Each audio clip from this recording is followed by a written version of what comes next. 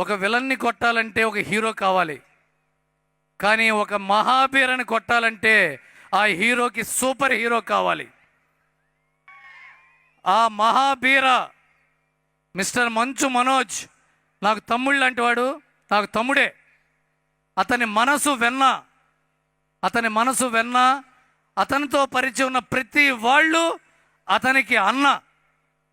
అందరినీ అన్న అని పిలుస్తాడు, అందరినీ దగ్గరుండి చూసుకుంటాడు. ఈ సినిమా మిరాయితో మరొక కొత్త అధ్యాయాన్ని ఓపెన్ చేశాడు.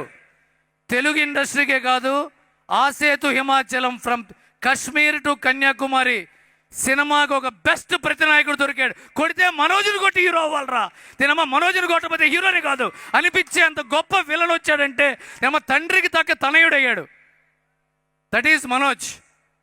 ఇకపోతే మా తేజ సజ్జా హనుమాన్ అని ఒకసారి అనండి. హనుమాన్ 30 ఏళ్ళు నిండకుండా, ముక్కు పచ్చలారకుండా 2 పెద్ద 100 కోట్ల సినిమాలు కొట్టాడంటే ఇంకో 10 ఏళ్ల తర్వాత తేజ సజ్జా ఎక్కడుంటాడో మీరందరూ ఊహించవచ్చు. అతనికి సిగరెట్ అలవాటు లేదు, తాగుడు అలవాటు లేదు, గర్ల్ ఫ్రెండ్స్ లేరు. ఉన్నదొక్కటే వ్యసనం, మిమ్మల్ని అందరినీ ఎంటర్టైన్ చేయడం. తేజ సజ్జా is going to stay for a very, very long time at the top, and he is going to inspire a lot more kids.